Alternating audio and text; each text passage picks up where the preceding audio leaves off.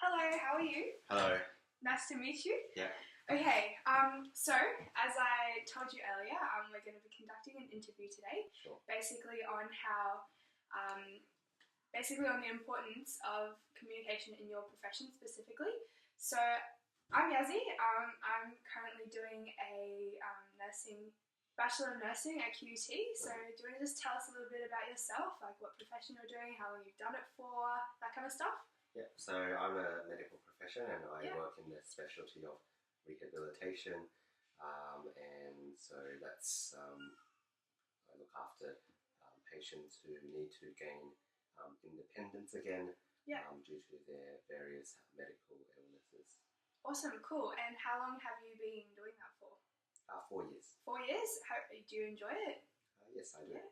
Have you always wanted to do it? Or... Perhaps not in this particular specialty. Oh, okay, yeah. But it's something that I gained interest throughout my training.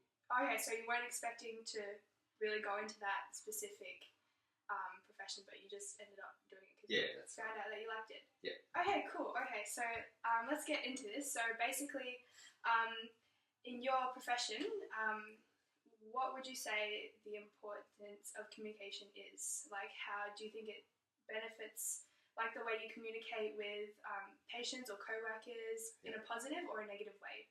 Sure. So I guess communication is everything in patient care. Yeah. It's the most critical point of all things that we do. Yeah. And it's that information exchange between from myself to my patient. Yeah. And also communication within the nursing staff, within the allied health staff as well, including the physiotherapist, the occupational therapist. And it's that communication that allows us to work as a team. Yeah. And then also be able to deliver care to the patient. So letting the patient know what their problem is, letting the patient know what they need to go through and achieve so that they can be, for example, if they're in hospital, we need to let them know what their medical problem is, what's the approximate stay of duration that they need to stay in hospital, and what are the goals that they need to achieve before they get discharged. And that's quite important that from my point of view that I display that communication to the patient and in a way that they can understand it. So it's not only providing that communication, but able to relay the message in a like a layman's term, and not just in medical jargon. So one thing is having that communication. Number two is in terms, depending on who you're talking to, using the right kind of terminology. I find is quite essential from in the areas that I work in. Yeah, so like communication, it would be fair to say that communication is like a really big basis, and then it kind of branches off to like different kind of skills that are also required in the profession. Yes, yeah. Correct. Okay, so let's say, how do you think the communication is negatively, like if it was negatively used, how can you give me an example of like? Yeah, sure. So an example would be if I was talking to a patient, say your patient Anne Smith, and I told you that, oh look, you've got this disease called fibroblastoma of your genicular. Okay, you would have no idea what that means because it's all it's medical, all like words and medical knowledge. Yeah. So obviously as a busy profession, you would just say that and run off, and the patient will have no idea what you're talking about, and will have no idea what's going on. Yeah. And there's that break in your communication, and the other professions can come and see the patient and they have no idea what's going on because there's that loss of communication or loss of understanding. So like bad communication could affect the patient's outcome, do you reckon? Yeah, of course.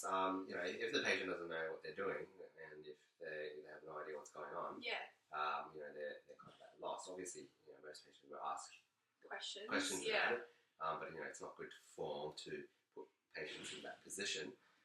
So it's ideal to give them that the correct terminology that they can understand and that they can process it. Sometimes information can be may require more in-depth medication. They may need family members support if it's something serious. But that's one of the common things that can happen if patients are just fobbed off with medical terminology. Yeah. Okay. Also, do you think that what am I trying to say? Okay.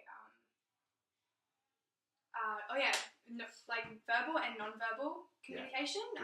Do you tend to use one more than the other, or do you find that you don't need to use one over the other when you're like talking to patients? Well, non-verbal communication, I don't think you can control what you use because you're always using it. Yeah, true. And that's probably a key component of how you talk to patients because we know that 70% of communication is non-verbal. So yeah, okay. That's a cool fact. So your expression, your body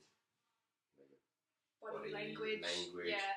If you've got a sad face, you're not interested, then the patient's probably not in the best interest to listen to you. Yeah. And they probably don't have the trust, and they probably won't be relying on your information. But if you display yourself as someone who is motivated, someone who looks like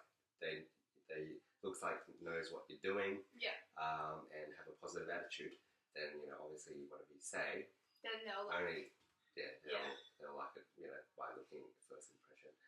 Although that 30% of verbal communication, that you can make mistakes in that, but I think the most important is the non-verbal communication. Yeah. That includes presentation. Yeah, that's a big one. Yeah. Being groomed appropriately. Yeah, like having the right presence, attitude. Yes. Yeah. Yeah. So basically, communication is like the basis of a good skill to have in your profession. Yes. Basically, so it's like completely vital. Yeah. Yeah. Okay. Awesome. Thank you so much. Thank you. No problems at all. Yes. Okay. Okay, that's a really bad ending.